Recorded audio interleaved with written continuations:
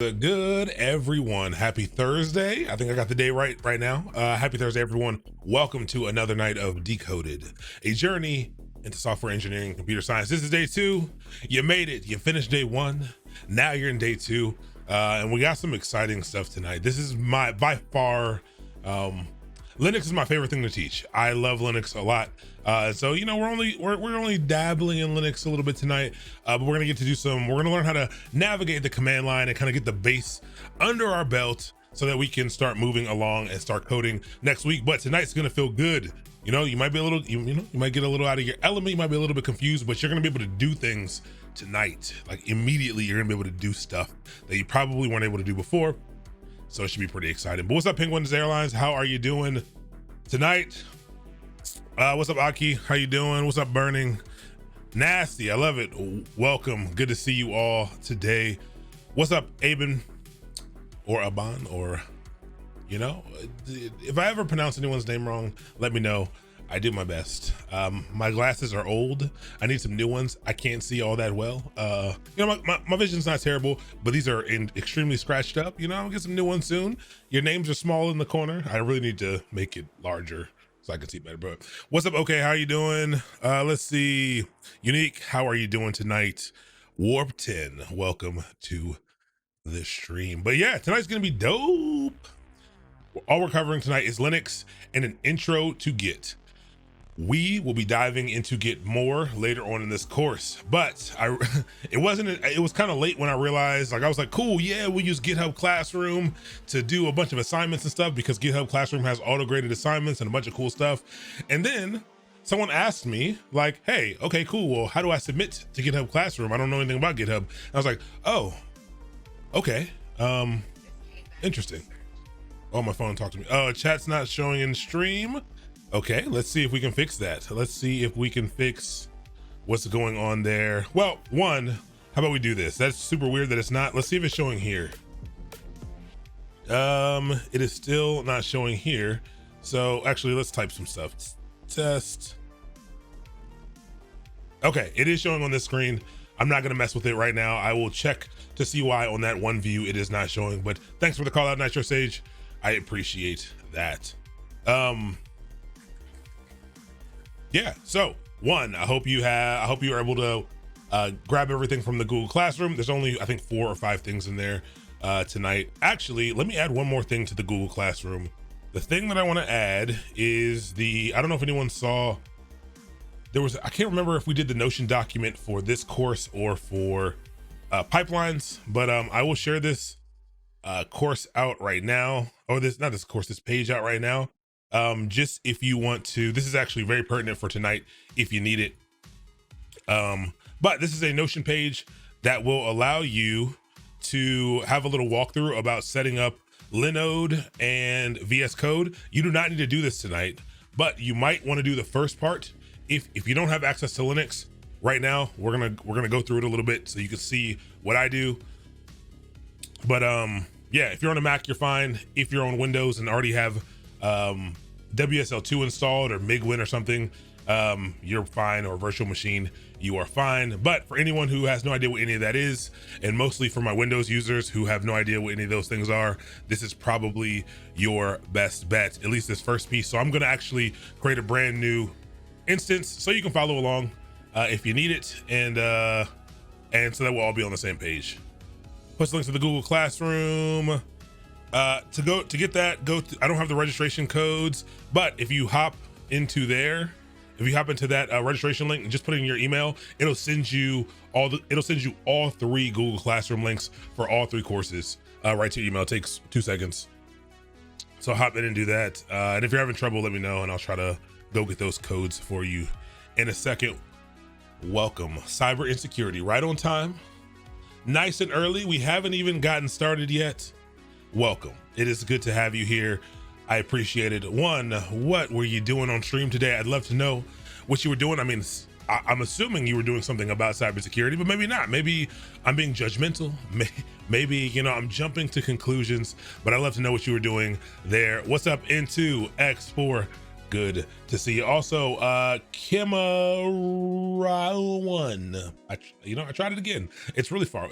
I need to I used to have a tilted monitor, a portrait monitor over here, but I don't have that anymore. What's up, Lucas? How are you doing? Good evening from Brazil. I appreciate that. I take that in Brazil. I definitely want to get to Brazil one day. Like I said, I tried to go to the Olympics when it was in Rio, but you know, didn't really have the money at the time. But hello from Baltimore, Maryland. Good evening from Nigeria. How are you doing? Definitely a place I also want to get to. Man, I just want to travel the world. I want to see all these dope places you all are from for sure. What's up, Haney? How are you doing? Love my energy. I appreciate that. I love you all's energy from Lebanon. That's dope. I told you, I love that we get people from all around the world. It's pretty exciting to me. I just love being here interacting with all of you. So yeah, we usually give people, for everyone new, we usually give people about 10 minutes to kind of get on in and get comfortable before we really get into the meat and the potatoes, or the protein and potatoes of what we're gonna do. But yeah, but we're gonna get right into it so that we can really dabble around. I will share the slides link in a second.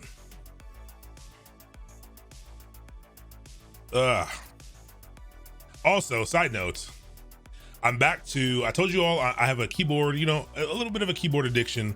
And then I showed you my GMMK, but this is one of my custom keyboards. I'm back to using it. I thought it was broken. I thought it had an issue with the USB-C port. There's a custom build, but it wasn't that, it was the cable. And so I'm back to it. So I'm very excited right now. I have a unique layout on this keyboard. And one of the reasons why I was getting so much worse at typing is because I was going in between like 3 different layouts. And so now what I'm doing is I'm gonna sell all these keyboards that I have, or try to get rid of them. And I'm just gonna build another one with the same layout. So that is what we will be doing. But you know, I'm just excited to be back on the keyboard that I know. One, Rockadius, thank you so much for gifting the sub. Please, who can I see who that went to? Haikuwu, please, thank you, gifter. I appreciate the love, I appreciate the support. Penguin Airlines, it is a tofu. It is 60% tofu, white. My new build's actually gonna be all purple. It's gonna be a purple build, purple keycaps, black plate. The accent keys, they are white, I think. So it's pretty interesting. We'll see how it looks. We'll see how it looks. I had to go with what was available, but I am starting to like it a lot. All right, yeah, we are going to be learning Go. We're going to be doing all that stuff. We'll probably write a little code tonight as well, since we are going to be doing stuff from the command line. Let's see, a lot of stuff. Sabirtus, 123, welcome to the channel. Good to have you as well. Man, actually, you know what? Let me make this, there we go. I made the screen smaller so that everything's not so far away from each other. You know, the text is still small, but I can see it a little bit. Let's see, Buse, welcome to the channel. Thank you for the follow. VA6C6172, welcome to the channel. Thank you for the follow. Cool. Welcome everybody. All right, so let me get into Google Classroom. I need to change it from Bing because this is really bothering me. But you know, again, I'm trying to use the new Microsoft Edge because I'm on a Surface device and it will allow me to annotate in browser. Haven't needed to do it yet, but we may need to do it. Definitely gonna get into some whiteboarding action today, have a little bit of fun. It's gonna be pretty dope. Chels, thank you so much for the follow. Ben Marja, thank you so much for the follow as well. Where are we gonna learn this? Are you gonna share the link here? Yeah, I'll share everything for you. Let's see. Late finish. Dorothy, welcome. Good to see you. No, you have not missed anything yet, and it's all good. No problem. Everything, like I said, if you do miss anything, not a big deal. If you gotta scoot out of here early, I get it. We all have lives, not a big deal. If you ever need to come in late, don't stress yourselves out. They all go up on YouTube 24 hours later, and they're available here on Twitch for 14 days. So don't sweat it at all. We are gonna go into deCoded because today's Thursday, and I always have to remember when to do that. All right, so they did release on time. I moved the times up to 6:55 because of when they had been posting. They all been posting like a couple minutes late. So yeah, so I did that. So let's open up the slides. We're gonna run over some slides, and we're gonna do slides along with things in the terminal at the exact same time, okay? So we're gonna go over the basics. We're gonna learn a little bit about Linux. Then we'll hop in, we'll create a new Linux environment for ourselves. Like I said, you may or may not need to do that. I'll explain it to you when we get to that point. Then we will dive in and start learning how to navigate the command line, and we'll feel really good about it. I can't do 60%. I need the arrows. Delete home. So, you know what? Do I put my Vim key bindings on the function layer? No. This is why I need this layout. So, this layout is, I don't know what it's called. It's like the HKKB layout, but it has Windows keys.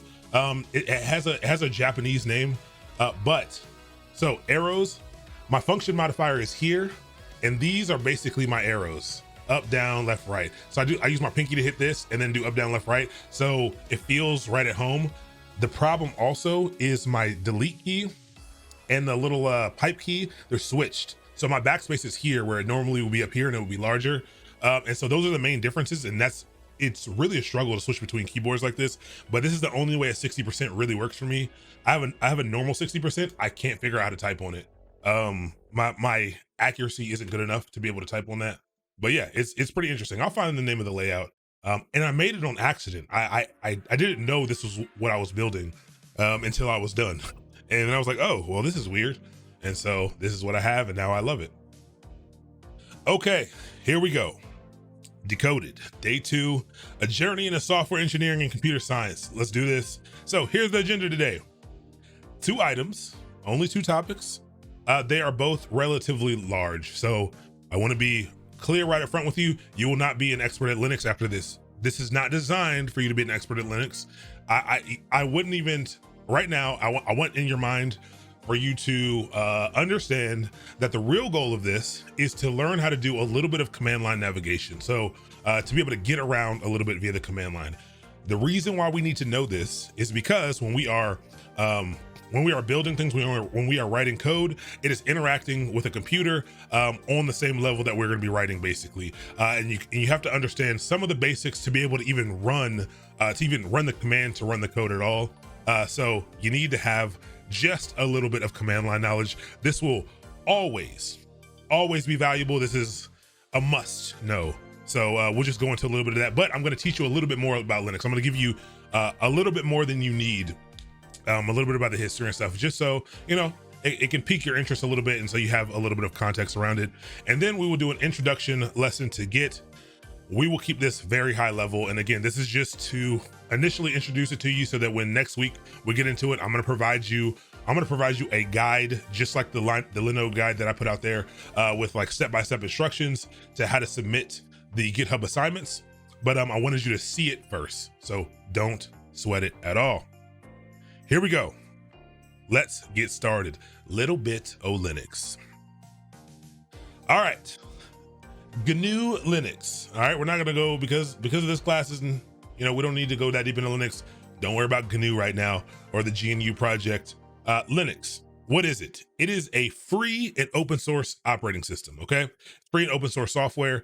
Free and open source simply means that the source code for this, remember we talked about source code last time, remember, take it on back. Source code is the human readable code that we write. This source code it's freely open and available. So inside of GitHub, this code exists. You'll learn about GitHub a little bit tonight, but this code is there. You can view it. You can see all of the code. You can also contribute to the code. So if there are changes that you may want to make, if there are fixes that you may want to make, you can contribute to it. You can also take the code and modify it for your own use as well. So that's what free and open source software is. I'm a huge advocate of free and open source software, even though, you know, I'm using Windows now. I'm literally using, one of the biggest reasons why I'm using Windows is due to Microsoft's contributions to open source over the past few years. You know, I used to be a Linux only guy, but yeah, free open source software, that's what it is. It is a Unix-like operating system, okay? It's GNU. GNU's not Unix. Don't worry about that. Unix is an operating system that was built by Bell Systems or whatever.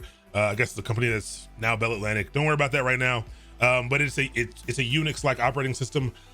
Interestingly enough, so is Mac. Mac OS is also a Unix-like operating system. So you'll see the similarities as we get a little farther tonight. Don't stress about that either. This part's cool. It was created by a guy by the name of Linus Torvalds.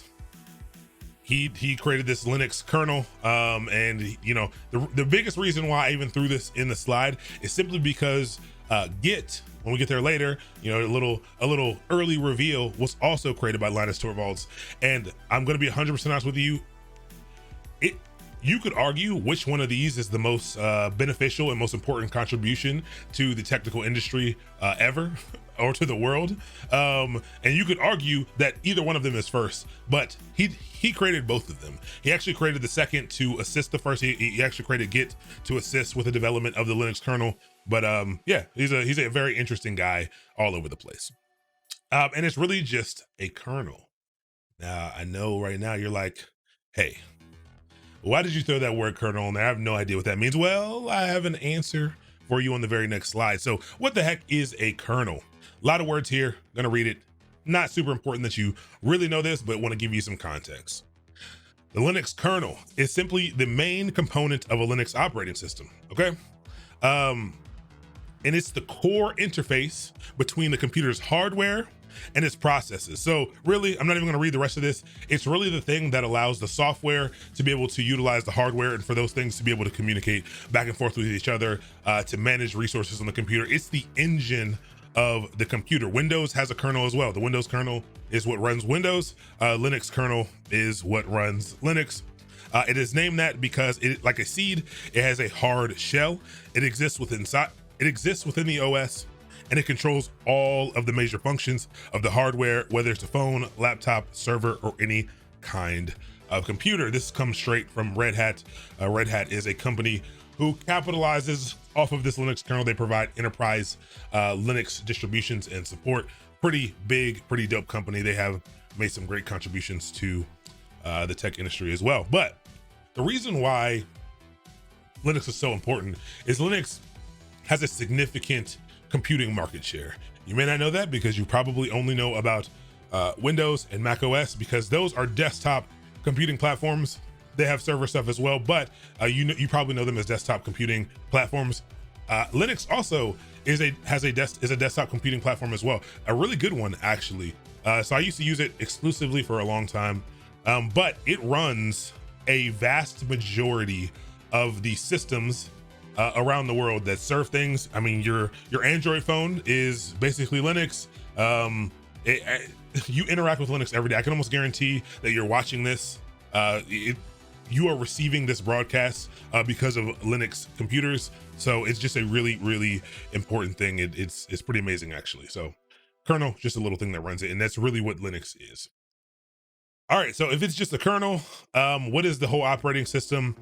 This is where distributions come in. And so this is where things get a little bit confusing to people, and they get a little confused because they're like, oh, like, isn't Linux the operating system?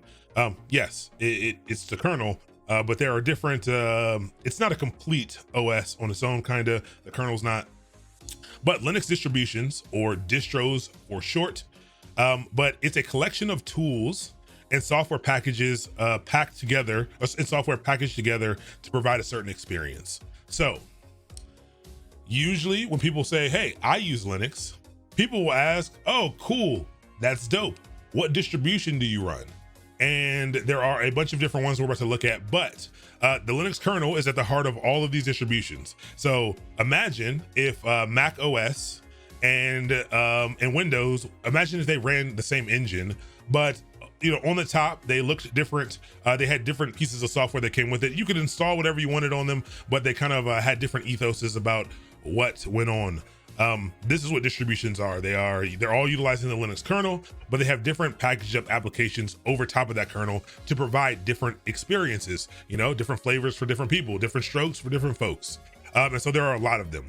The reason why there are a lot of them is because Linux is a free and open source operating system, meaning that source code is available and anyone can take it and do what they like with it. So people take it and they create these distributions, ones that they think are good. So there are a bunch of them, but they're just different experiences basically for you. This is a distribution timeline. There are families of distributions. There are kind of these parent distributions that other distributions are packaged off of. So Linux is kind of the kernel here. Don't sweat it. You don't need to worry about this, but there are a bunch of families. The main families that I'll just bring up for you that you've probably heard before. There are Debian based distributions. There are Red Hat based distributions. There are a few others, but the other one I'm just going to throw out here is Arch, just because. And so Debian based distributions are distributions like Ubuntu or Ubuntu. There's Linux Mint. These are the most popular desktop Linux distributions for sure. Then there's Red Hat. Red Hat is again that enterprise services company, and so they have a version of Linux that you must pay for support for. A lot of organizations use it. Its ethos is stability to make sure things are stable and comfortable and all the other stuff. And so there are a couple of distributions that are made off of that. There used to be, it's no longer, it's a dead project now, kind of, but there used to be CentOS, which was the free version of Red Hat. There was Fedora as well, which was the more cutting edge version of it. There is now a few other things taking CentOS's place. Everything I'm telling you right now is just extra information, and it's not going to help you with navigating the command line. Just giving you some Linux information in case you're trying to dive a little bit deeper. Arch Linux is a little bit infamous in that basically it is a build your own experience distribution. It is a distribution for power users and people who know what they're doing already. You basically they give you the kernel and the most basic of interfaces. They just give you access to the command line, and you must install everything that you want. That's great though, because then you don't get any of the crap that you don't need. And so, you know, it's very interesting. I run Arch a couple times, but yeah. That is what it is. There's a bunch of them. I would go check out a few, just do some Googling, see what some of the options are. My recommendations, if you want to try out Linux, would be to start with Ubuntu, or like I said, or Ubuntu. I hear I don't know what the right one is. It's a real word, so I could just go to Google and find out. But it's a Swahili word, meaning, I think it means like togetherness or something like that. But that's probably the easiest, the most user-friendly to kind of get started with, and has all the stuff that you want. Ubuntu. Okay, cool. That's what I say. I'm with it. That's what I normally say. So I am with it. I think someone asked what my distribution of choice was. What distro do you use when you're exclusively a Linux user? Great question. I exclusively used for a very long time purely Debian-based distributions. I went back and forth between Linux Mint and Ubuntu. And then once Pop OS came out, so there's a company called System 76. They are pretty dope. I have one of their laptops. They make Linux laptops, and they actually create custom firmware and software for Linux laptops. So these are basically just Clevo off-the-shelf laptops that they take and put these things on. It is pretty dope. The reason why this is so cool is because Linux is historically notoriously difficult to put. Well, it can have lots of problems putting it on different hardware. There are many different computers out there, and so support can be pretty rough. Sometimes you have issues with graphics cards and Wi-Fi cards, Bluetooth, all that stuff gets super weird, and you won't have any of that problem with this. You buy the computer, pull it out of the box, and it just works. Welcome, Mr. Black Glasses, the Alt F4 stream. It's good to have you. Good to see you here. Thank you so much for hopping in with the raid. We are still pretty early in the process tonight. Shout outs. Again, as usual, please go give Alt F4 a follow. So I really do encourage you to go and follow. He writes a lot of Go on his channel. We're going to be learning Go. I think it's a pretty interesting experience as you're starting to learn Go to watch someone doing some more advanced things in Go, and kind of like bridging the knowledge gap from both ends, like from the very beginning, and picking up stuff where you're like, whoa, I don't know what that is, but now I saw something, and you know, one day it'll all make sense to you. I definitely recommend you go check them out. Let's see some good stuff. What's up, everybody? What's up, Ryan? How are you doing today? Atoda, good to see you. ThinkPads are awesome. Yes, if you do want a computer to install Linux on, ThinkPads are phenomenal. I'm a huge ThinkPad fan. They're really great. All my interns, everybody wants a MacBook. All the interns got ThinkPads with Linux on them, with Pop OS specifically, because it is a skill that's needed. All right, you got to learn a little bit of Linux. And exactly, you can also grab cheap ThinkPads off of Linux. They last forever. You can spill Coca-Cola on them, and they'll still work. I'm letting you know that because I've done it more than once.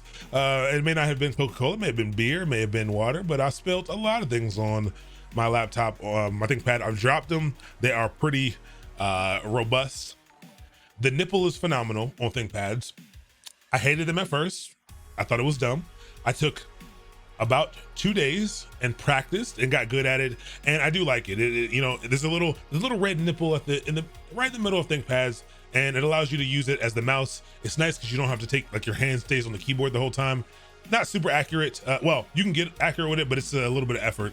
But you know, it's pretty dope. Personally prefer Manjaro. So I like Manjaro a lot. So Manjaro is a Arch-based distribution, pretty dope. It's a distribution made so you don't have to go through all of the crazy setup of an Arch distribution. There were a few other projects. Manjaro is the only one that I think is still around. There was Antergos. I used that for a little while. I really liked it, and then that went away. Don't really know why, but yeah. T480s, the 480, the 80 series of ThinkPads was the super sweet spot to me. It was definitely a super sweet spot. The X1 series now is phenomenal. I don't like I don't like the rest of the X series. I don't love the T series anymore, to be 100% honest. But yeah, the 6, 7, the 60, 70, and 80 series was the best series to me. I really think you all should check them out. You can get them for super cheap, like really cheap. All right, so that was just way more than we needed to know about distributions. Not really gonna help you, but again, you learned a little bit about Linux. We're learning a lot about everything tonight, so don't sweat it too much. Now, here is where you need to start paying attention. Everything else we said before this was just extra, was icing on the cake, a little bit of Linux history, a little bit about distributions. Cool. Here's where you need to start paying attention. As people looking to get into software, if that's your only goal. Interfaces. This is not to be confused with interfaces that we're gonna talk about, not in this class, but later while you're coding. Interfaces in programming and computer science are different things, but interfaces being the thing that you interact with. So the first one that you are used to is called a GUI, or a graphical user interface, okay? This is a type of user interface through which users interact with electronic devices via visual indicators or representations. So just like everything you're looking at right now is a GUI. Like, I'm interacting with my computer with this mouse. I can see it. I'm clicking around. I can do everything. I can see all the words and all the images and pictures. There's visual indicators to do different things. That is what a graphical user interface is. All right. And an example, I put desktop Linux down here. Usually I used to be on Linux, so I would just, show you around my Linux desktop. I'm no longer on Linux right now, so, I can't show you that, but maybe one day we'll show you that. Now, the other type of interface, the other main type of interface on a computer. Yes, so Nasty, that is a great question. And yes, that's a good connection to make for sure. This is what what UX and UI is. For anyone who's unfamiliar with UX and UI, this is user experience and user interface. So this is the discipline responsible for creating the feel, not just the look. Some people think it's only look, it's look and feel. There's a lot that goes into UX and UI. I thought UX and UI when I first got into the industry was graphic designers. That's what I thought it was, like, make it look pretty. No. Having UX and UI is like, hey, we need to design this workflow, this interface to help people understand how to utilize this product. There's a lot of science that goes into the placement of the start button and placements of icons and like where images might exist. There's a lot of research that goes into that. There's a lot of thought that goes into that. But yes, UX and UI are the people generally who are creating these visual experiences. There are UX designers helping you through some text things as well, but generally this is what we are talking about. So yes, it is similar. It's similar in that they're usually creating graphical user interfaces.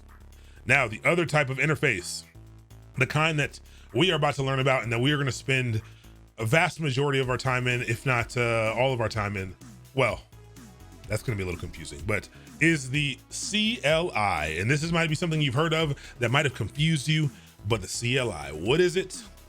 It is the command line interface, okay? The command line interface processes commands to a computer program in the form of lines of text. All right, so now it's text only. And so this is more like server Linux. All right. So you can control your computer through all the stuff that you see by clicking and using visual cues, or you can control your computer in the exact same way by using text. I know that may be confusing, but it's pretty dope. Let's skip this one for now. All right, I want to be clear here though. I think I left out a slide. I want to be clear. Command line interfaces can seem really confusing. And so a command line interface is this. If you've ever been on your Microsoft computer and ended up in command prompt, that is a command line interface. If you are on your Mac and you end up in terminal, that's the command line interface for your computer. If you look at your applications on the Mac and you search for terminal, it comes by default. That is the interface for interacting with your computer via text. If you're on Linux, terminal comes by default. There are some other cool programs that you can use as emulators for that as well. But this is what it looks like. This is what it looks like. And this is what servers look like. So if you were to log into a server, which we're going to do later tonight, you wouldn't see all this other stuff. It would actually be a lot uglier than this. It would just be this black screen with some text, and I would have to do all the interacting of the computer through text. And this is the command line interface. You give commands to it and it does what you tell it to do. It's actually more powerful than the graphical user interface. This is how computers work. Computers work more like this than the graphical user interface is a helpful feature for you because this might be more difficult for you to use. Used to be afraid of the terminal, now you love it. I agree. So I use the terminal 60% of my day. Like even for like in conjunction with things I do on the desktop. I prefer like moving files around and all kinds of stuff. Like I do that from the command line because I've gotten so accustomed to doing things that way. Once you get comfortable with it, it is a good way to understand it. The key is to understand that everything is doing for sure. 100%. What's up, Sully? How you doing tonight? Hey, all right, you technically can't connect a server to a monitor. That's yes, 100% you can. You can connect a server to a monitor, all that stuff. Yep. That requires X servers and all this other stuff, but yeah, you can. Okay, what's up, Prophets? Okay, so command line interface versus the GUI. All right. Now, I want you to understand that we're not doing anything fancy. This is not this isn't magic at all. We are literally doing the same things you see like that you do normally. We're just doing them via commands. This is not you're not learning another language. You're actually really not learning any crazy concepts. You're simply interacting with the computer using words instead of clicking around. So that's how I want you to think about it. Just so you're a little less afraid of it. It's going to make more sense very shortly because we're going to dive straight into it. Whenever you decide to give away those, I did find the Raspberry Pis. So yes, I will give them away. I don't know what I want to do to give them away though. I'm still trying to brainstorm on that. About however many you're giving away and give them. Oh, that's dope. I appreciate it. I have 4 of them. That's how many I have. So I will definitely give them away. They were in a bag in my office. I don't even know how I got there. All right. Oh, yeah, those slides are old. Let me give you, I didn't update the slides command because I usually don't update it until the first person asks about it. Here we go. All right, BLM Tech. I'm gonna figure out, I'll definitely let everyone know how I'm gonna give them away. I'm brainstorming over the weekend. Okay, now I'm gonna tell you about this. Don't worry about this yet. Don't focus on this yet. Don't focus on this too hard yet. We'll get there. But arguments are another piece of the Linux command line. And you know what? No, not yet at all. Here is where, no, let's start here really quick. Let me issue some Linux commands just so you can see what happens. So one, like I said, if you're on a Mac, simply open up your terminal program. If you're on Windows and you already installed WSL2, you can hop into there, you can hop into that terminal, you can do the same thing.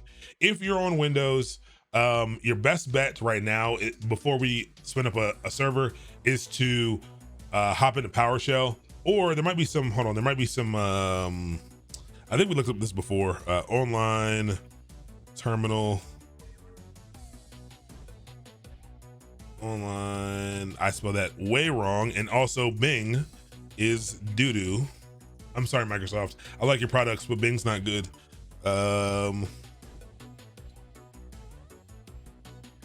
Let's see if there's one online. Here we go. CodeCalc. I don't know what this is. but maybe you can click that if you need to, because we're going to just be doing very basic things tonight. But like I said, I'm going to go through really quick and show you how you can spin up a free Linode server that you can use for the entirety of this course if you want. So let's do that first. Let's do that first. If you want to follow along with everything that I do, exactly how I do it, I'm going to be doing it from a Linode server. There's a link in the, like if you go below this, below the screen, there's a little banner with a link to $100 of referral credits. This will get you many months of their services. You don't have to pay, you won't have to pay anything at all. I shared that page with you all, which was this. Which is how to set up the remote development environment if you would like to set it up with VS Code. We don't need to do that right now, but again, this is simply so that you can follow along exactly how I'm following. This is not a requirement at all. If you think you understand what to do outside of this, anyone who's like, hey, I need to follow along step by step with everything you're doing, I'd highly recommend you following that guide. And so right now, I'm just gonna take 2 seconds to spin up a server. So I'm just gonna log in. And let's talk about really quick what a server is versus your computer. A server, you probably heard it a million times. A server is just a computer, just like your computer. It is running an operating system, just like your computer. It might be running Windows. It could be running Mac server, or it can be. It's a lot of times servers are running Linux, and so they're running a Linux operating system, but it's optimized for serving content. It's optimized for processing and serving content. So it just simply has a specific set of pieces of software on it and stuff like that. Generally, servers do not have GUIs. All right, we're gonna use the words that we just learned. Typically, they do not have GUIs. They don't have graphical user interfaces. So typically servers are command line only. And this is why learning the command line is so important as well, because typically servers are that way. So what you're gonna get from this is you're simply going to get a server, a Linux server that only has a only has a command line interface. So all I'm gonna do, takes 2 seconds. I'm gonna click create, click Linode, choose your options. So we just talked about distributions. There are so many different types of distributions. We talked about CentOS being a free version of Red Hat, and Arch. We just talked about Arch. Debian based distributions. You can choose whatever you want. Like I said, I'm a fan of Ubuntu, and so I'm going to choose Ubuntu 20.04. The reason 20.10 is probably fine now. I'm sure it's fine now, not because of instability. It has to do more with packaging and people not having upstream packages for things that I need. I suggest you choose the ones that say LTS. Now, for all of you who are new to the tech industry, this is where we're going to drop a little bit. We're going to drop all kinds of little tidbits. This is why you need to immerse yourself into tech. Because this is why, the LTS, you might say, what in the world? Like, why does this one say LTS and all this stuff? LTS stands for long-term support. And I'm usually a fan of long-term support things. So software gets built and then it gets improved upon and new versions get released. But new versions can cause problems. New versions of software that you rely on can cause problems. And so long-term support versions allow the company delivers security updates and patches, and it focuses on the stability of this version of distribution for a longer period of time. So long-term, much longer than 20.10. I think long-term support is for 4 years. They will develop patches and updates for 20.04, but for 20.10, they will only do it for 2 years. I think. Maybe I'm wrong. I don't remember. I feel like I saw something where they updated the times of what they do. Not a big deal. So I choose the LTS version because it's usually the most stable, the easiest to work with. It doesn't always have the newest software, but it is a good option to choose. What's up, Cry It? Welcome to the channel. Moto P or Moto, welcome as well. What's up, Z Smoke? NJ, New Jersey, I'm assuming. Welcome. Let's see, Shad, how are you doing?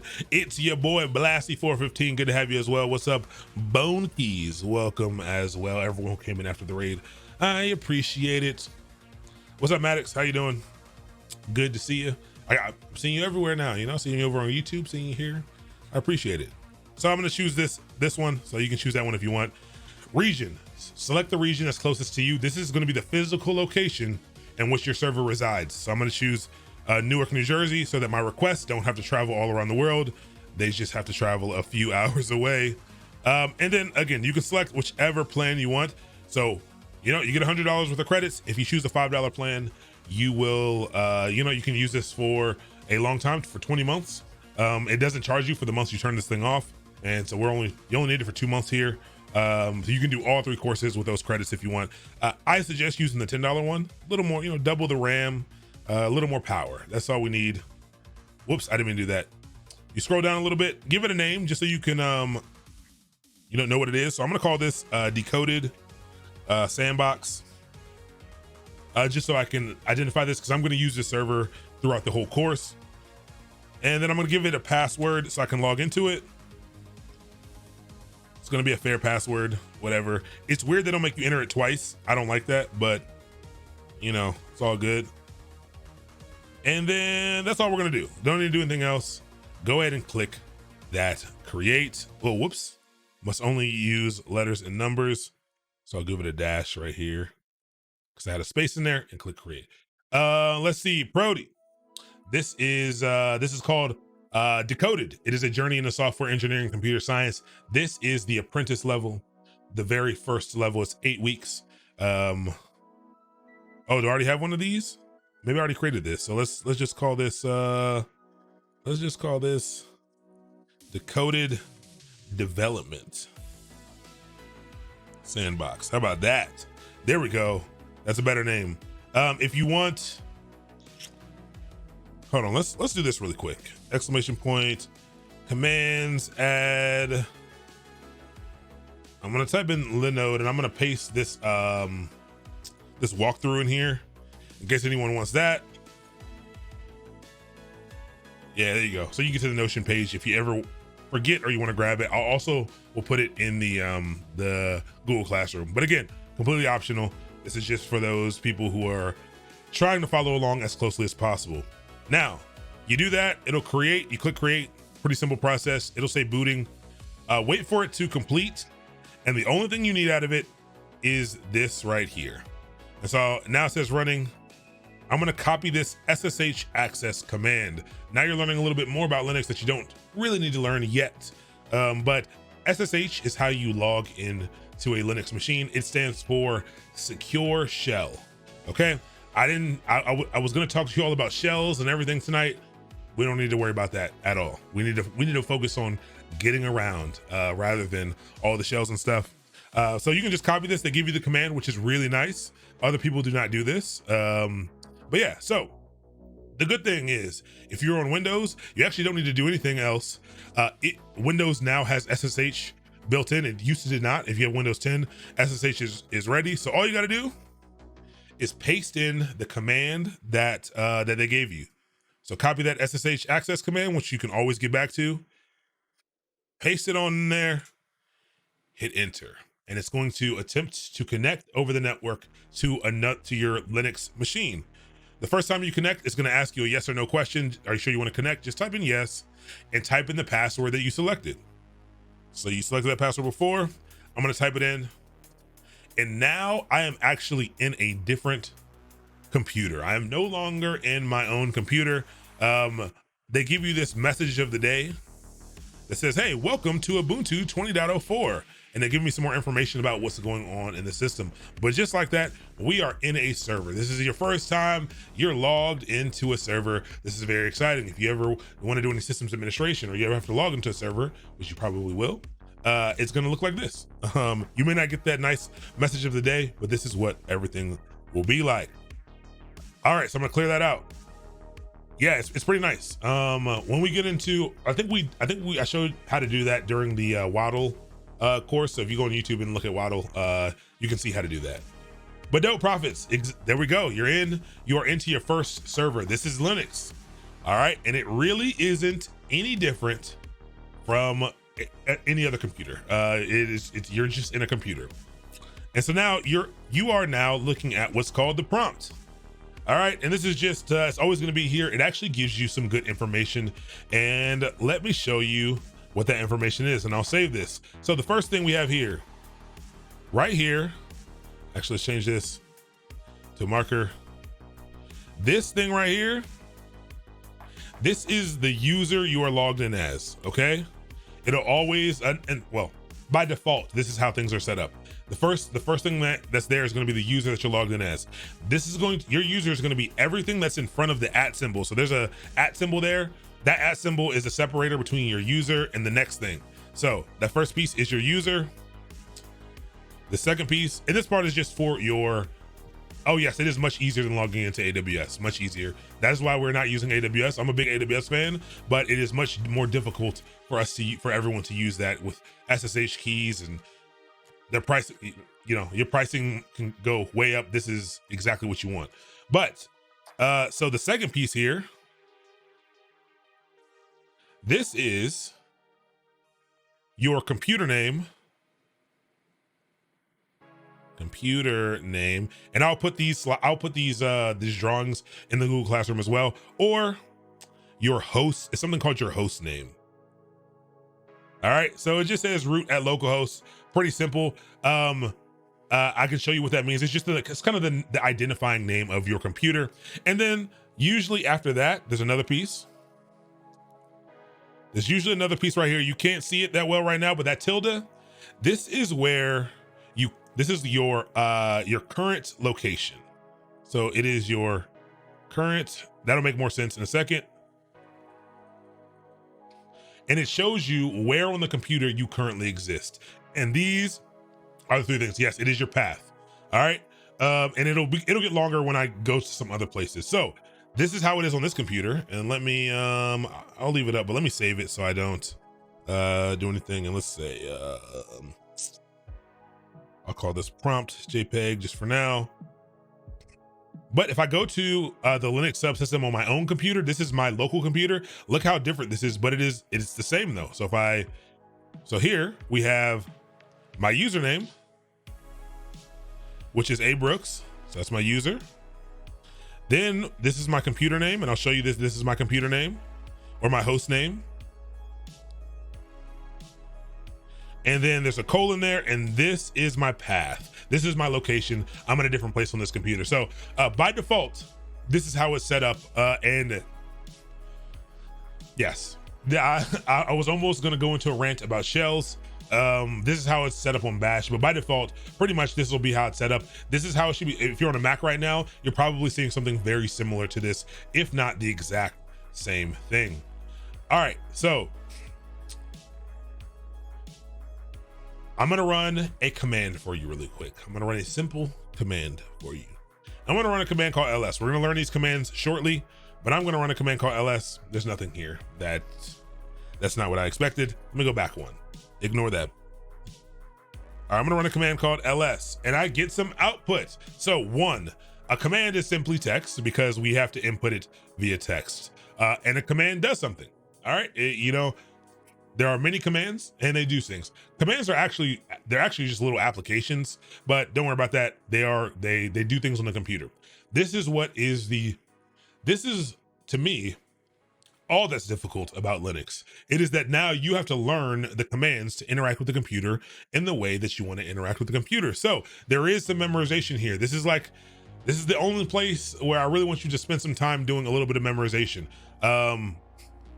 That ls command is a listing command. It says, hey, list all of the things that are at the location that I'm at. You don't know about location, but that is something like that. But this this first part is a command, but I'm gonna do something else. I'm gonna do an ls-la. All right, look how, one, I want you to notice how everything is different. The output that happened up here is different from the output that is down here. But I gave it the same command, but this time I added some extra stuff to it.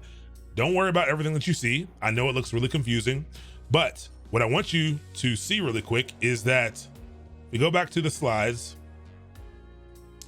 What we were about to talk about was arguments or flags or options. So options, arguments, flags, they can be passed into a command line application at runtime to be interpreted. We talked about interpreters. That's why I put this here. And at runtime is when the command is run. These commands are actually little applications. Sometimes these are positional parameters, meaning location of the argument matters. Don't worry about that part. What I want you to know is that Linux commands, yes, there's these base commands that do certain things. You can change the way that they operate. You can change the way that they work by passing in arguments. So the first thing that's typed here is always going to be the command. So this right here, number one, this is the command. And the things that come after it, all the things that come after it, like this, are arguments. They're really all just arguments, or there are sometimes called flags or options, but they just change the way that things happen. The reason why I want you to see that is because we're gonna be learning some things, and we're gonna be doing that. And you might, I've seen people start to believe that, like, I show you how to check memory or something, and commonly when you're shown how to check memory, the command that's given to you has an argument in it. The default command people give you has an argument in it, and people think that is the entire command. But it's not. Only the first piece is the command. The things with the dashes and the things that come after it are arguments or parameters that are being passed in. All right. So that's also a little bit extra, but definitely something that needs to be known. Now we are going to get to the hard part, the harder part to understand, and then we're going to actually get hands-on with some of this stuff. So I'm also going to save this. Whoops. All right. Let's go back to the slides and let's learn. This is the most important thing for right now, as a programmer, as someone trying to learn how to code, that you need to learn. You don't need to learn all the commands or anything like that.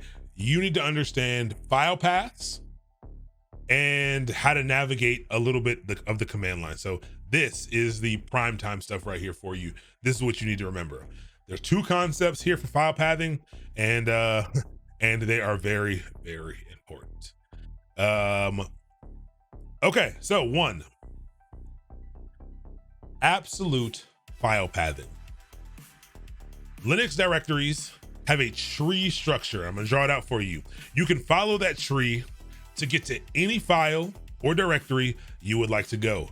This line is very, very important. It's also very important to know that everything in Linux is a file or a directory. There might be special files, executables are special files.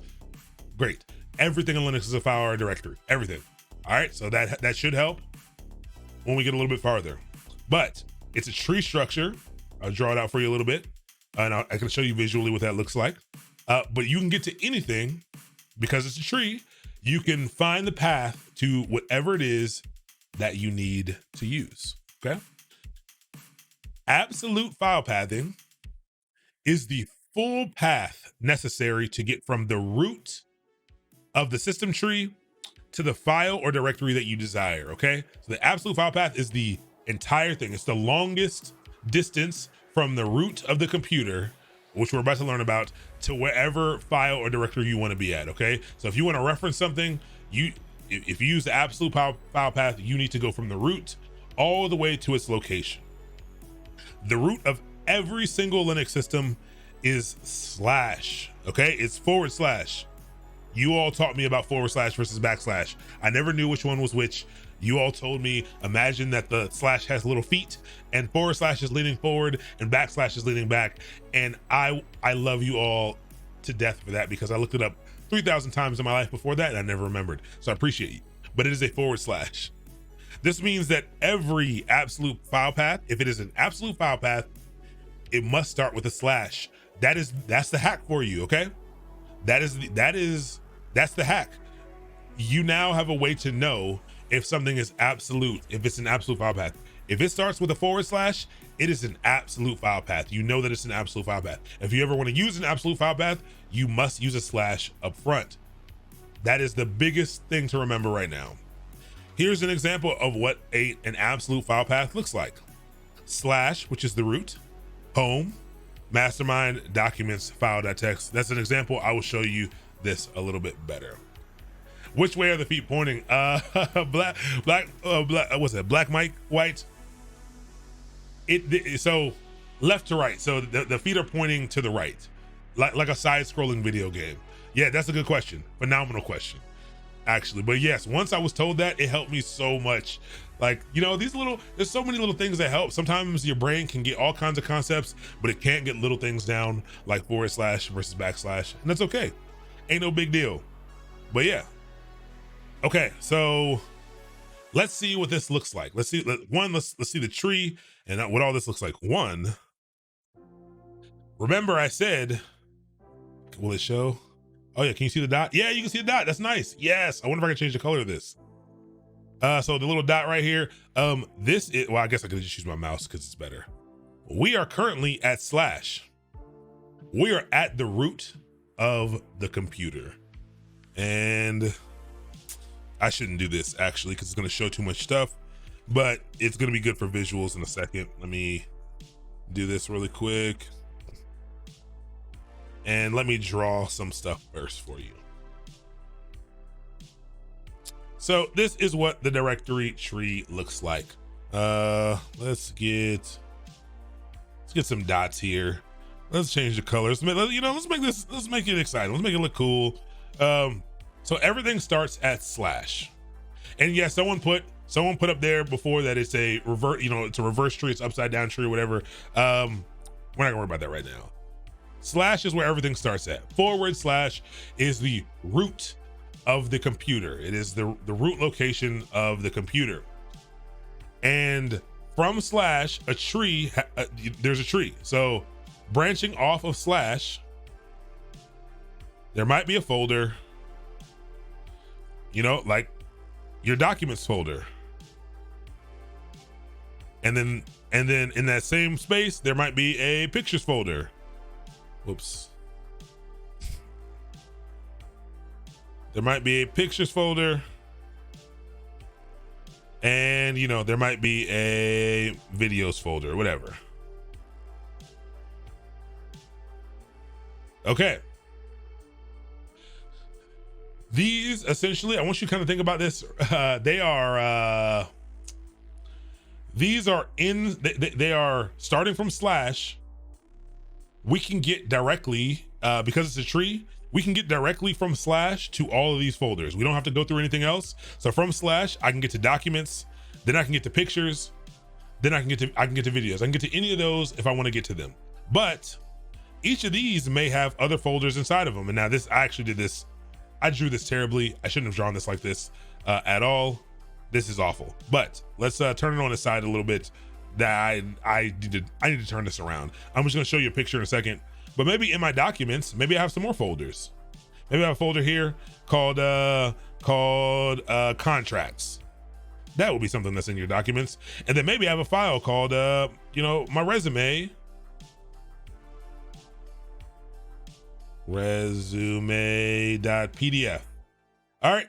And so these files in this folder are inside of documents. So for me to get to these places from the root of the system for an absolute file path, you have to go from / to documents and then to one of these folders. So I have to hit all those points. Okay, same thing. And so there could be things that are inside of here. There could be a bunch of things inside of here. It's a tree. I've got to follow the nodes that are on the tree to get to wherever I want to be. So let's take a look. Now this is gonna be crazy. This is too much. So this is gonna show a visual tree of everything that's on the computer. This is not gonna be useful to us. I was trying to draw it like this and then I realized it was gonna be tough to see. The reason why it's going so crazy right now is because, hold on, oh, you said the stream is lagging a bit. Let me see if I'm having issues. Is anyone else having issues? Let's see. What do we got here? 2.2 drop frames. Upload speeds are pretty trash right now.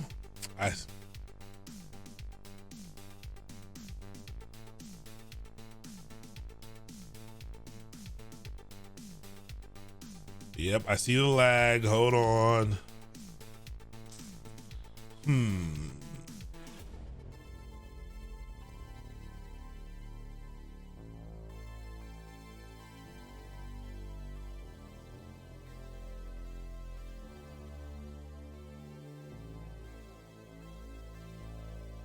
Huh.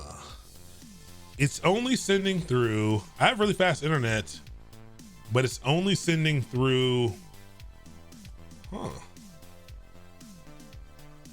It's sending through a pretty low bit rate of data, like less than 1,000 kilobits of data. Let me see. What's up, Den4T? Welcome to the channel. What's up, Sanchez? Hi, Emma Rose. Huh. 1 second. Network.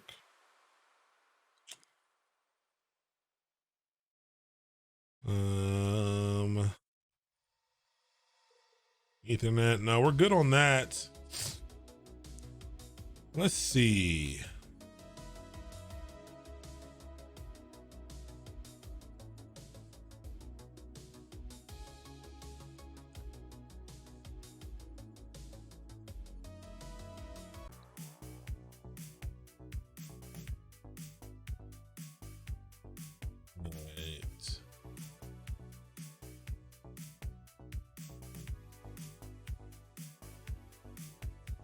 Looks like it looks like it's pushing data now.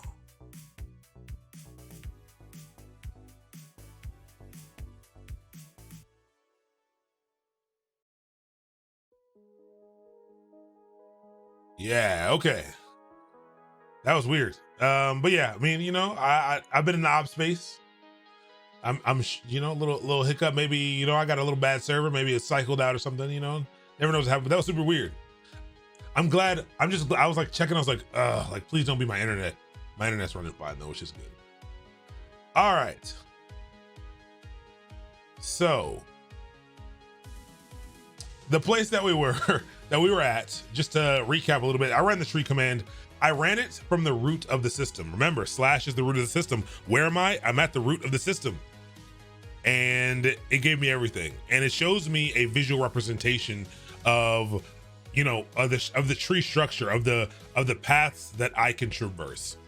Now, I wanted to show you this for a second. We're about to learn all the commands to know where you are and to know where you can get to.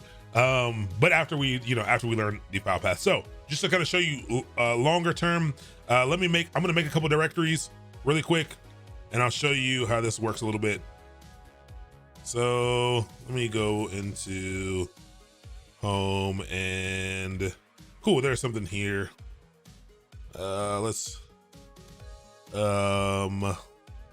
right, left, center.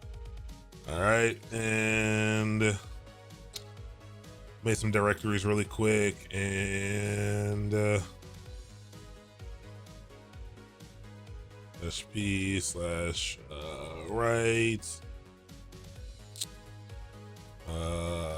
1, 2, 3.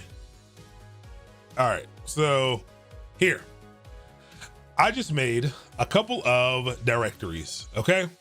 And yeah, I could do a tree to go only 2 levels deep, but I just want to do it with stuff that you saw. I didn't want you to see a bunch of directories that you had no idea what they were. But really quick, what I did is I created some folders inside of each other, and when I run the tree, you can see that right now where I'm currently located, tree is going to show you all the directories. There are hidden files in here as well, but there's this center directory that I made. There's this left directory that I made. And then there's right, and inside of right, I put 1, and then inside of 1, there's 2. Inside of 2, there is 3. That means that the only way from where I'm currently at, for me to get to 1, I have to go through right first. And then I have to go to right, and then I have to go to 1, and then I have to go to 2, and I have to go to 3 if I want to get to any of those directories. So you got to follow that path. Now, for me to get to 3, using the absolute file path. Remember what I said, it is from the root of the computer. Right now, I am not at the root of the computer. I'm somewhere else, not a big deal. But just remember, the absolute file path is the place from the very root of the computer. That root is slash, okay? Now, the other type of file pathing is relative file pathing, okay? So the first one's absolute, it's the entire path. Relative file pathing is the path necessary to get to a file or directory that you desire relative to your current location. All right, Since absolute file paths always begin with a slash, this means that relative paths do not begin with a slash. They begin with a directory or a file name. They begin with a directory name. An example is documents/test/test1. This is going to make a lot of sense very soon. It is pretty hard to remember, but it's pretty hard to remember until you see it. But remember, absolute is the entire path from the start. So imagine that the root of the system is your house. Imagine your house is the root of the Linux system. This means if you ever needed directions anywhere in the world, if you want to get to target, the absolute file path, your directions to target, if it was absolute, would always be from your house. Okay, that would, no matter when you retrieve the directions, no matter where you were in the world, let's say you were at your mother's house. Okay, if you looked for the directions to target from your mother's house, it would give you the directions to target would actually be, the starting point would be your home. Okay, not where you currently are. Relative, on the other hand, would be like, hey, I have a home, which is, my house. I'm at my mother's house currently, and I want to get to target. Relative file pathing is, hey, I'm going to give you the directions, or the way that we get there is the directions from the current location. And so it's relative to where we are now. So it's going to be different. So you can have, a file path from the root of the computer, and you can have a file path relative to somewhere else, and they're two different file paths, but they can both reach the same destination. And we'll see what that looks like in a second. All right, so those are the two hardest pieces. Let's learn about command line navigation, and we'll put it all together a little bit. So CLI navigation, this is what you are going to be doing today. Commands over clicking. We're now using commands over using our mouse. We're not doing anything fancy. We are simply navigating our computer with the commands rather than a mouse. Very, very important. So the first thing that you need to do if you want to navigate, the very first rule of navigation in the world, wherever you're doing, is to first find out where the heck you are. Where am I? Where am I at on my computer? The way that you can always find out where you are is using the command pwd. And let's see what that looks like. The command pwd,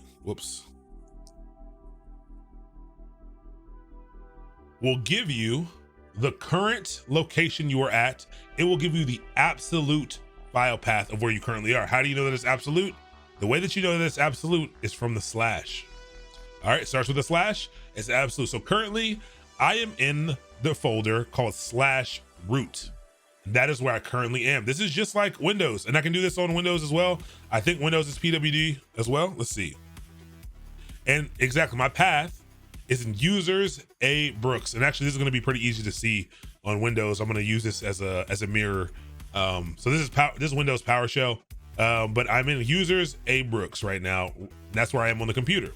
Very important. You can run this anywhere on the computer. Oh yeah, you also told me that last time. I'm never gonna remember, because the first person who ever taught me pwd told me it was present working directory, and I will always believe it is that, even though it stands for print working directory. Thank you for clarifying. If I say anything wrong, I tell people this all the time. Please correct me. Please correct me. But yeah, root is the host name or local directory. Root is the local direct. That's a phenomenal question. And so that gets really confusing. That means you're paying attention. That means you're picking some stuff up. This, the line in which you enter in data on, this is always called your prompt. And so our user is generally, this is not always true. But your user, every user usually has their own something called a home directory. It's just like on Windows, if you have different users to log in, they'll all have their own directories. And it's usually going to have the same name as the user you're logged in as. So we are currently in our own home directory called /root. So good question. It is a folder. There's a folder called /root, but our users also root. But the current location that we're at is the root folder. So good question. And yes, we're on Windows, the root drive is C. And you can see that when we did it over here, C is the root drive. And if you go into this, if you go into let's say if I look at my documents and I click on this, if you click to see the file path, it usually shows you the whole thing. It's not showing me that right now. but it'll show you the path starting with C for Windows. But yeah, would a root also be known as a super user system? Yes. No, that you are 100% right. We're not too focused on that right now, but yes, that like 100% root is the administrative user on a Linux machine. It's actually pretty dangerous. I'm actually surprised they log you in as root by default, but you know, it's all good. If you mess up the server, X out of it. No, you brought up a great point. It's only because I only say that just because because this is specifically a software course. I don't want to dive too deep into Linux. I love Linux. Linux is my favorite, and I'm just trying to keep me personally. I'm trying to keep the topic short, but absolutely, you're 100% right. That is something good for people to know. That root is the administrative user. I'm logged in right now as the administrative user. All right, so PWD will tell us exactly where we're at. We're printing the working directory. All right. Now we know where we are. But how do we know where we can go? How can we see what is in the current place that we exist? And that is with the ls command. All right, and you already saw us run this. And so right now, this is showing me that, you know what? Well, okay. The ls command shows us what's here. So right now when I run ls, it is showing me 3 things. These are all directories. You would not know starting out that these are directories, okay? Second billing cycle, I'm not sure. I updated the slides command. Let me know if those are not the newest slides. I don't remember if I did. I might have. But you would know those are directories. There are some tricks you can use to know these are directories, but generally they'll be bold or colored differently. But these are directories. Let me create a file really quick, just so you can see the difference. I created a file instead of a folder. Remember, I told you everything in Linux is a file and a folder. The files are blue right now, and the folders, the directories are blue, and the files are white. That's not always going to be the case. There's different things that will show it to you. There are other ways to know what's what here. I'll look at the command in a second. But ls, I actually don't know what ls stands for. Maybe it's just list directories contents. That's what it does. Very important command to know. All right. Now, I showed you some of those. Arguments that I pass in. A common one is to do an ls-l to get a listing that's a little bit better. I think this is a better command. It gives you a little bit more information. There's a lot of extra stuff here that can be confusing, but it shows it to you in a way that I think makes a little more sense. I use a command called ll. It's not available on all systems. Like if you're on your Mac right now, ll is not going to work for you, I don't think. And some Linux distributions it won't. I like ll because ll is something called an alias, and it basically is actually running an ls command with some extra cool things passed in as the arguments. And so now I can see cool things like what are directories. It appends a little slash here to show me what a directory is. And it's a good visual cue. It's really funny because I didn't realize it was doing this, and I was using ll for a long time. And then I got a Mac after working at a Linux company for a long time, and ll didn't work. So I was using ls commands like l/l, and like, it's very noticeable when you're seeing this all the time, and then you don't, and then you don't have it. It's very confusing. Yeah, it also does tell you it's a directory over here, but this is very complicated to look at if you don't know what it is. These are Linux permissions over here. Don't worry about those right now. You don't need to know what those are yet. We will go over Linux permissions very soon. Not today, but soon in this course for sure. Okay. We are here. Let's see. Let's go back over here. So that's how you find out where you are. If you ever want to find out where you are, print the working directory. PWD says, hey, I don't know where I am. This is where I am. ls will show me what the contents of my current location are, and that shows me where I can go, what I can do. Now that we know where we are, we figured out where we currently are. Now let's move around. How do you move around? So we know where we are. We know what's here. How do we move around to a new place in the directory tree? Remember, never forget it's a tree. All right, so you got to move to a new node on that tree.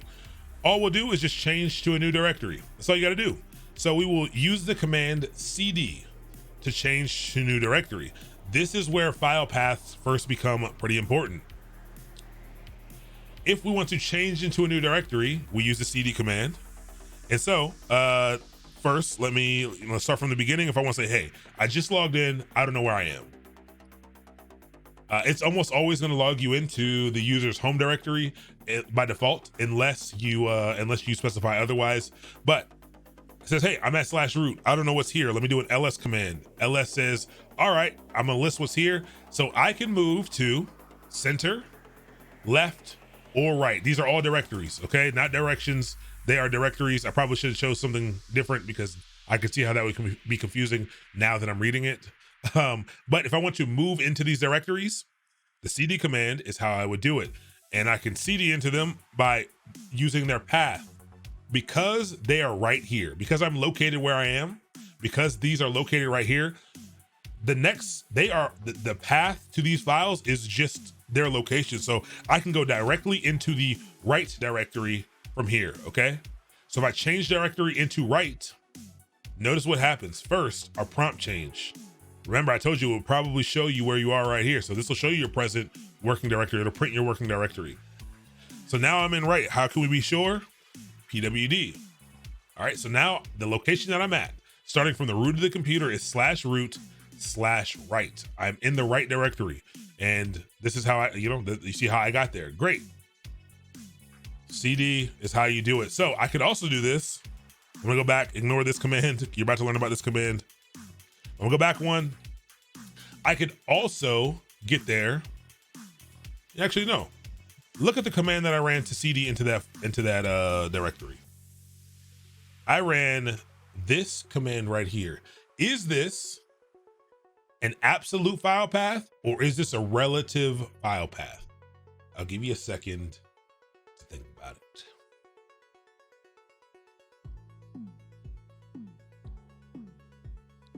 Also, if anyone is interested in diving deeper into Linux, permissions, all that stuff, next week, that's all we're learning in pipelines. All week in pipelines, we're learning Linux. We're gonna learn permissions, all of this stuff, how to deal with processes, process management, all the stuff, networking, everything. We're gonna be learning that next week. Exactly, it's relative because there's no slash. I can move into right, and this path is relative to where I currently am, all right? But if I wanna use it, you can always use an absolute file path, no matter what. Well, you can always use both, but if I wanted to get to this from the absolute file path, the place that it's located is /root/right. And if I do this, it still takes me to that directory. It still works because I gave it the entire file path. All right. So you can use either one, but just it's relative to where you currently are. Okay. So now that we moved a little bit, how do we move backwards? Sometimes you need to move backwards or up a directory in the hierarchy, and you just saw me do that, but that is with the ../ command. So if you want to move backwards one time, if I want to move from right back over to root, like if I want to move back up the tree to root, I just do a cd .. And now if I do a pwd, I am now in root. If I were to do one more cd .. if I were to go back, okay, it's messing up again. I think. The bit rate's dropping again. Let's see.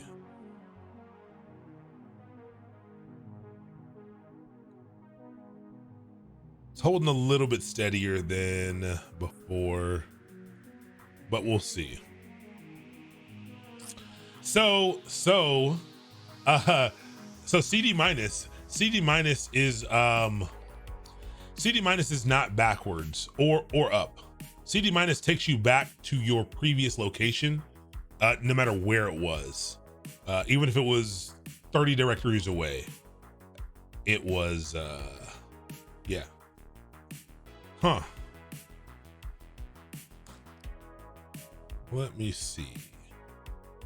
Yeah, backwards in time. That's good. That's good. So I'm hoping you all can still hear me, and it's just my video. Okay, I'll keep talking then and watching the thing. Let me know if you can't hear me anymore. I'll just talk to this. So the dots specifically, one dot, a singular dot means right where I am currently. It means my exact location, right here. It means right here. Okay, right here being whatever my present working directory is. So another way that I could actually do this, no.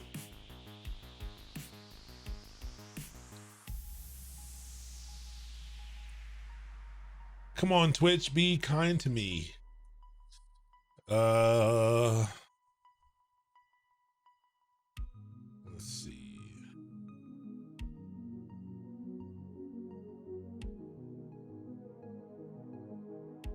I'm trying to see if there's anything I can do. So you can still hear me. But yeah, so I could also use that dot by doing a dot slash. So like where I'm at right now, if I'm in the root directory, if I want to get into that right directory again, I can actually also do cd dot slash right. And I'll leave that up for a second to see if it ever shows.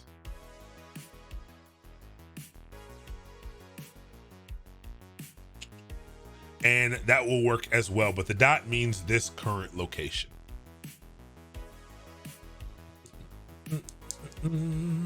One of Minecraft realms runs on the same infra. My son is having trouble connecting his realm right now. Possibly. That's certainly a possibility. Well, no, I doubt it, because Twitch is owned by Amazon, and Minecraft is owned by Microsoft, so they're probably running it on Azure.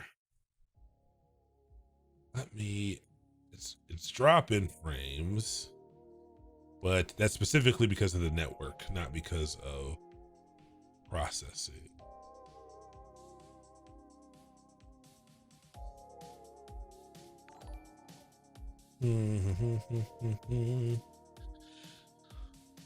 Stop it again. Maybe I can get connected to a different thing. One sec.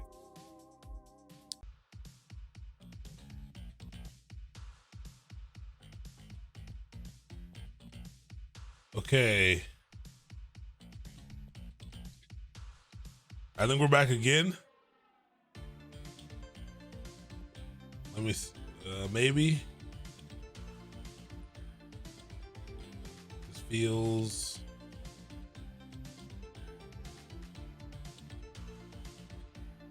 Man, all right, Twitch. Let's see. What I also can do, if it does it one more time, I'm going to change my bit rate and everything so that it's a lot lower, so that it'll still be problematic, but it'll skip less if it happens again. But I'm only gonna do that if it happens again. I can't do it while it's streaming. So hopefully everything still looks good.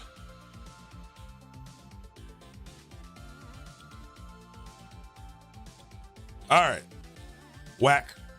But yeah, someone asked about the dots.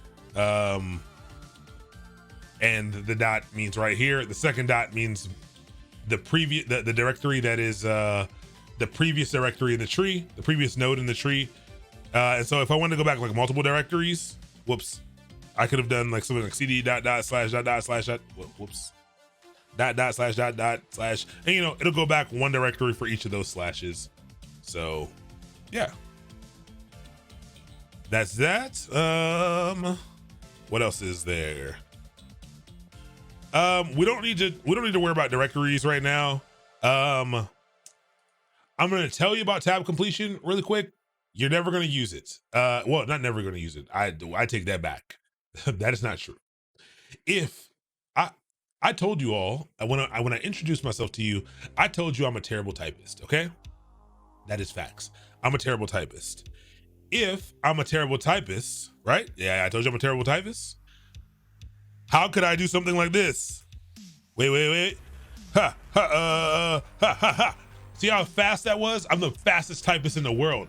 How in the world did I do that if I'm a terrible typist? Huh? Let me show you again. Let me show you again how fast I typed that out.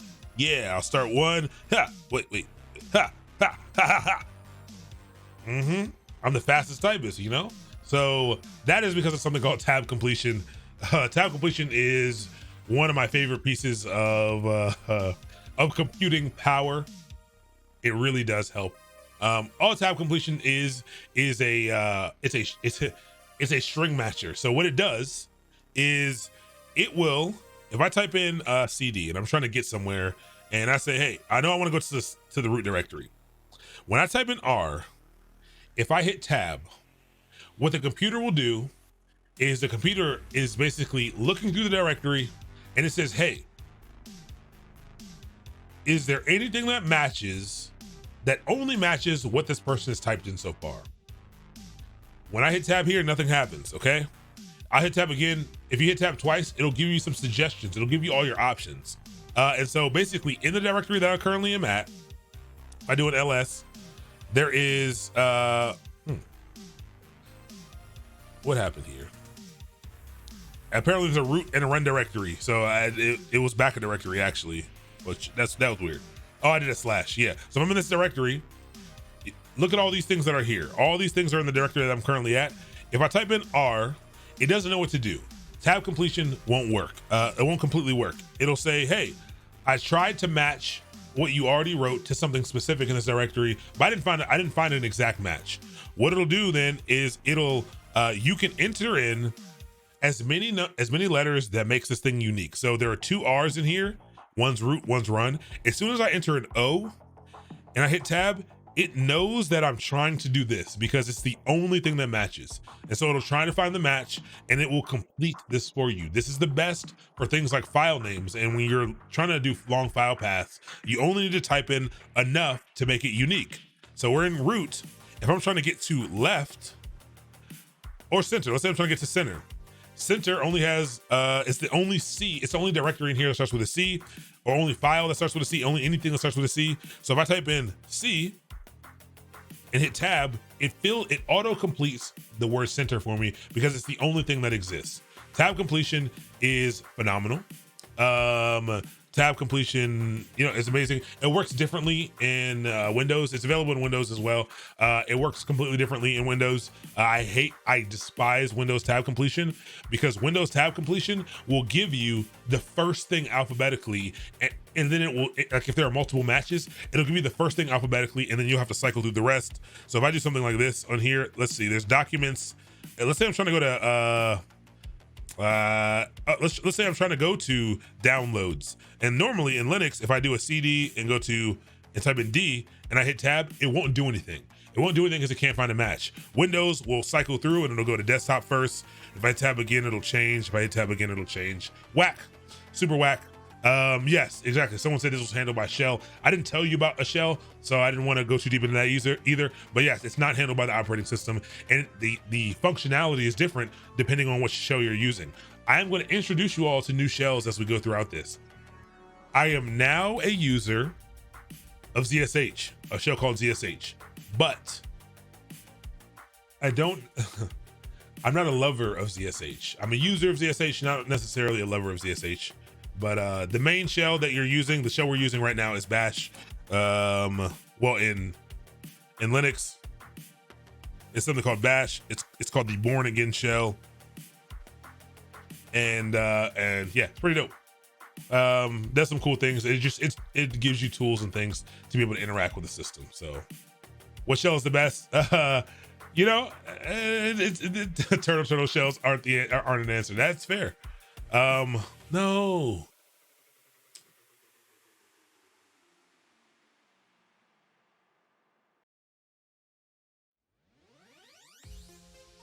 Wait, I think I'm back. It went back up. I think I'm back. Yeah. It's still at 6,000. It's over 6,000. So I'm gonna keep going. I'm gonna go fast now since it keeps having problems. Everyone good enough with Linux to care about the difference between shells? Yeah, I mean, yes. I think nowadays, I don't think most people need to care about the difference. So I will be. Actually, that's really funny. I said this was Bash. It is Bash. I assumed you were using Bash. If you are on a Mac, If you want a Mac that is recent, especially, your shell is not Bash. Your shell is actually ZSH. Mac OS has now switched the default shell to ZSH rather than Bash, which is pretty wild, actually. I understand why, but yeah, it's that's what it is. So you can check that out if you, I mean, so that's what you're using if you're on a Mac. Most likely you are using ZSH and not Bash, but not a big deal. The interfacing is going to be the same for everything that we're going to be doing. All right, so real quick, these are super basic things. If you want to find out more commands to practice, the best way is to Google or check out the cheat sheet that I sent you.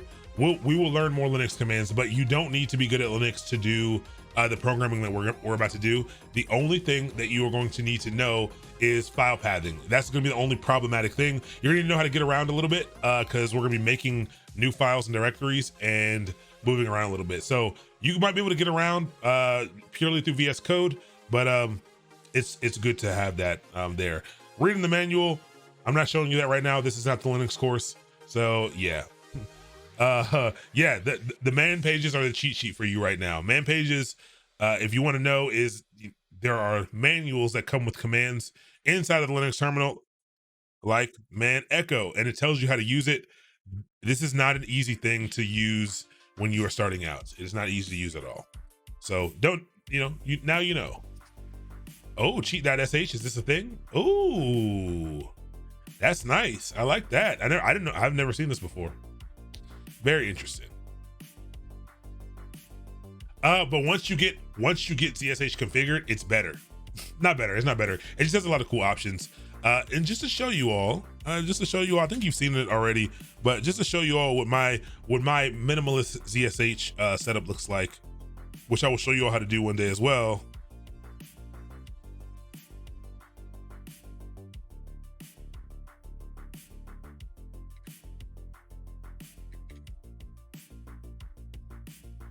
All right, so this is my minimalist ZSH. I use Pure Prompt. I like it a lot. It's very clean. And so if I go into like Mastermind and I go into the Gospel is, I like to give my my project's names. It is just a website. Actually, let me go back and let me go into something that is Git related, that is an actual repo. Yeah, so I get like, very minimalist little prompt here, but I get all my Git stuff in there. I have stuff in there as well for Terraform and a bunch of other stuff, but I keep mine pretty chill. Some people have a lot of cool stuff. Like I used to have emojis in here. You can like put emojis in here and all kinds of extra stuff. I have a video coming out in 3 weeks. I think it's the third scheduled video on how to do a full setup, a full dev environment setup with all the customizations, so people can learn how to do that on YouTube. So, 3 Thursdays from now, check that out. All right. Because of the problems, we move pretty slow. So here's all you need to remember for now. You need to, a little recap of that is that we are interacting with, Linux through a command line interface. So we're using commands rather than a graphical user interface to interact. We need to understand file pathing. So we need to know that absolute file pathing is the full path to a node on a tree, basically, from its starting point, from the starting point of the computer, which is root. The root of the computer starts at /, and so it's the full path to an item from /. Relative file path is a path to a location on the computer relative to your current location. How can you find out your current location? You can orient yourself on the computer using the pwd command, which is the print working directory command. You can use ls to see what is there. You can use the cd command to change directories. And cd ... goes back. That's good enough for now. There's this make directory command here. You don't need it right now. But yeah, there we go. Let's see. So you're not the only one who has been disconnected from Twitch. Yeah, it's all, it's all good. I appreciate that it's fixing itself, and I think I'm going out again. I think I'm dropping another time. Let's see. Come on, fix yourself. Fix yourself. Come on, bitrate.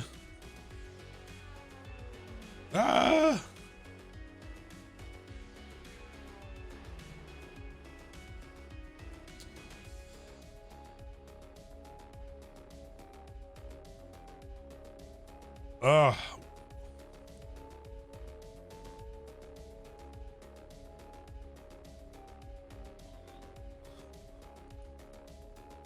right. So I'm gonna try to get through. You know what we're gonna do? I think, let's see. No, yeah. Don't no one do what Sully just said do. Don't do any RM-RFs.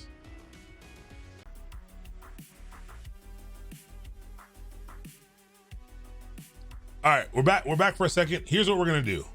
We're gonna make this easy.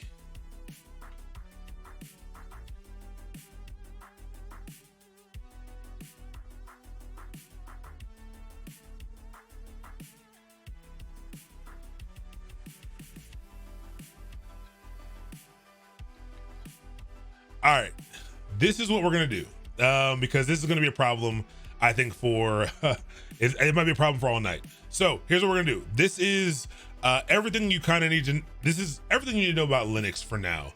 Just those couple things: navigation, orienting yourself, figuring out where you're at, and understanding the file pathing. That's all you really need to know. The other thing that we're supposed to do is go over Git tonight. All 3 of our courses need to learn Git. We're also supposed to be learning that tomorrow on doing a basic Git overview tomorrow on Horizons.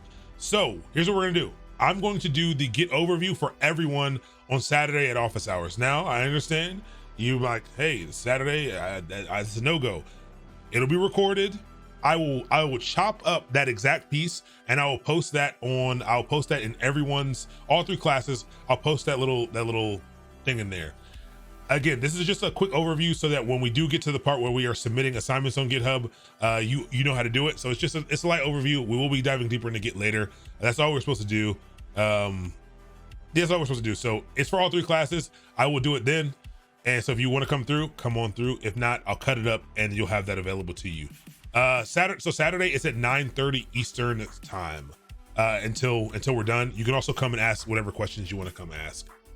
The other thing before it dies again, because it looks like it might be about to die again. The other thing is that if you're interested, tomorrow we are starting another bootcamp called Horizons. This is a journey into cloud computing with AWS. AWS is something I love a lot.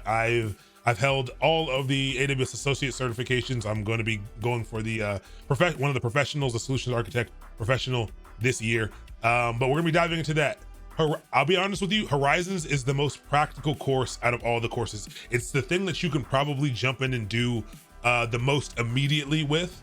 And I do recommend Horizons course. I think that that cloud computing is it's a big thing. It's a big industry that I just recommend everyone needs to learn. Development, whatever you're doing, I think you should have some cloud experience and have some understanding. So yeah, so Horizons starts tomorrow. Hopefully Twitch will be working by then. Also, Horizon starts an hour earlier because Horizons is only 1 day a week.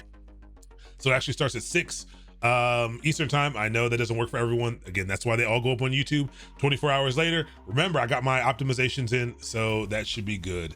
And we're dying again. So now that we're dying again, let's go ahead and let's raid someone. And I will see you all later because Twitch doesn't like me today. It doesn't like me at all today, unfortunately.